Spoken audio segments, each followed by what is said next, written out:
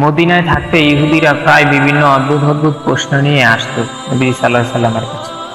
তিনি প্রকৃত নবী কিনা যাচাই করার জন্য এই প্রশ্নগুলো তারা উদ্ঘাটন করত। এমনই একদিনের ঘটনা, একদল ইহুদি নবীজির কাছে এসে অপনাম ধরে ডাক দিয়ে বলল, হে আবুল কাসেম, আমাদেরকে রদ মেঘের গর্জন প্রসঙ্গে বলুন, এটা আসলে কি?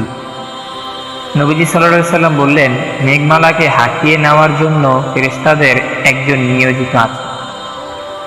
তার সাথে রয়েছে আগুনের চাবুক। এর সাহায্যে সে মেঘমালাকে সেদিকে পরিচালনা করেন যেদিকে আল্লাহ তাআলা চান।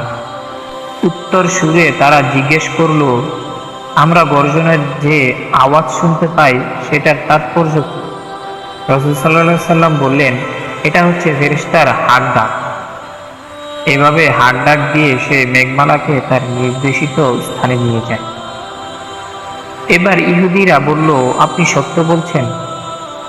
শেষে তারা একজন নবীকে নিয়ে একটি প্রশ্ন করল এবং সেটারও সদুত্তর পেলে তারা চলে গেল।